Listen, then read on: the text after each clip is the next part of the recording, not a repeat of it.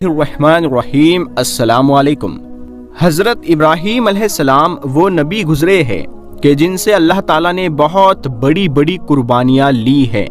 نمرود نے حضرت ابراہیم علیہ السلام کو آگ میں جلانا چاہا، لیکن اللہ تعالیٰ نے صحیح سلامت ان کو آگ سے باہر نکال دیا۔ اور پھر جب حضرت ابراہیم علیہ السلام اپنے گھر واپس آئے تو ان کے باپ نے کہا کہ اے ابراہیم، اگر تم اپنے اللہ کو نہیں چھوڑو گے تو میرے گھر سے باہر نکل جاؤ۔ حضرت ابراہیم علیہ السلام نے اپنا گھر چھوڑ دیا اور مصر شہر کی طرف چلے گئے۔ مصر کے بادشاہ کو جب یقین ہو گیا کہ حضرت ابراہیم علیہ السلام اللہ کے نبی ہے تو اس نے اپنی بیٹی حضرت ہاجرہ کی شادی حضرت ابراہیم علیہ السلام کے ساتھ کر دی، اور پھر حضرت ابراہیم اپنی بیوی ہاجرہ کو لے کر فلسطین شہر چلے گئے اور وہیں پر رہنے لگے۔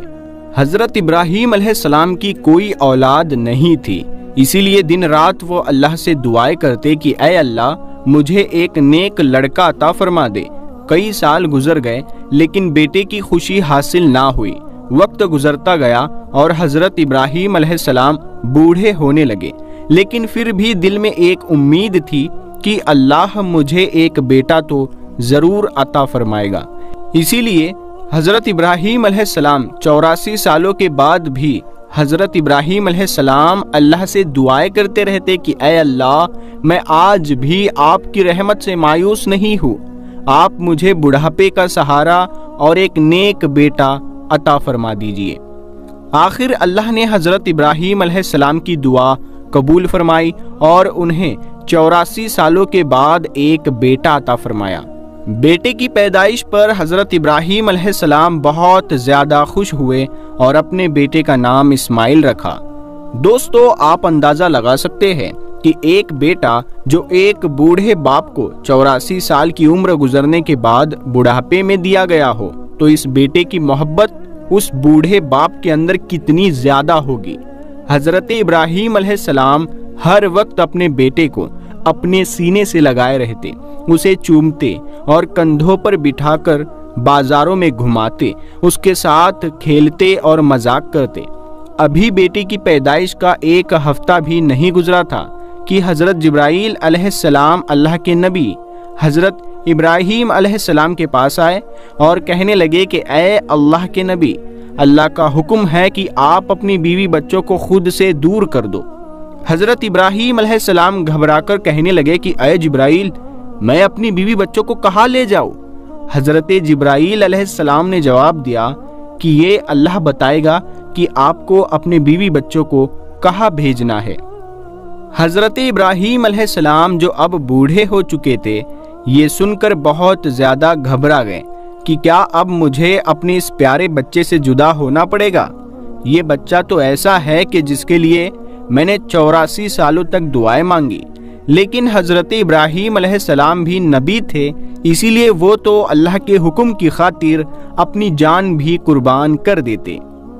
حضرت جبرائیل علیہ السلام نے کہا کہ اے ابراہیم، کل صبح میں انسانی شکل میں ایک اونٹ پر سوار ہو کر آؤں گا، آپ اپنی بیوی بچوں کو تیار رکھنا اور ایک اونٹ پر بیٹھ کر میرے پیچھے پیچھے چلنا، جہاں اللہ کا حکم ہوگا وہاں آپ کو اپنی بیوی بچوں کو ڈالنا ہے۔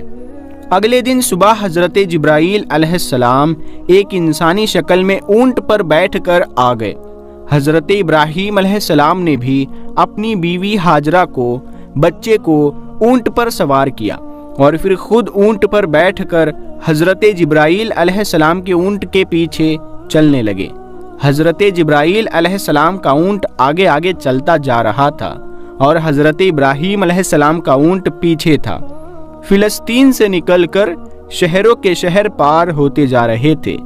دن ہفتوں میں بدل گئے اور چلتے چلتے کئی ہفتے گزر گئے، یہاں تک کہ 1 مہینے کے سفر کے بعد حضرت جبرائیل علیہ السلام اپنے اونٹ کو لے کر عرب میں داخل ہوئے۔ اس وقت عرب کی زمین پر دور دور تک کوئی نہیں رہتا تھا، ہر طرف ویرانی ہی ویرانی تھی، لیکن حضرت جبرائیل علیہ السلام کا اونٹ ابھی بھی عرب کے کالے سیاہ پہاڑوں میں چلتا جا رہا تھا۔ انسان تو کیا، یہاں تو پرندہ بھی نظر نہیں آ رہا تھا۔ چلتے چلتے حضرت جبرائیل علیہ السلام 4 پہاڑوں کے بیچ پہنچے۔ چاروں طرف اونچے اونچے پہاڑ تھے اور بیچ میں ایک وادی بنی ہوئی تھی۔ پیارے دوستو، حضرت جبرائیل علیہ السلام نے جس جگہ پر اپنا اونٹ روکا تو وہ وہی جگہ تھی جہاں آج کعبہ بنا ہوا ہے۔ لیکن آج سے 5000 سال پہلے جب حضرت ابراہیم علیہ السلام اپنی بیوی ہاجرہ کو لے کر اس جگہ پر آئے تھے تو یہاں دور دور تک کوئی انسان نظر نہ آتا تھا۔ حضرت جبرائیل علیہ السلام نے اپنا اونٹ روکتے ہوئے کہا کہ اے اللہ کے نبی ابراہیم، آپ اپنی بیوی بچے کو اسی جگہ اتار دو اور پھر یہاں سے واپس چلے جاؤ۔ یہ سن کر حضرت ابراہیم علیہ السلام گھبرا گئے۔ جس وقت حضرت ابراہیم علیہ السلام کو آگ میں ڈالا جا رہا تھا تو حضرت ابراہیم خاموشی سے آگ میں جلنے کے لیے تیار تھے اور فرمایا تھا کہ میرا اللہ میرے لیے کافی ہے۔ لیکن آج جیسے ہی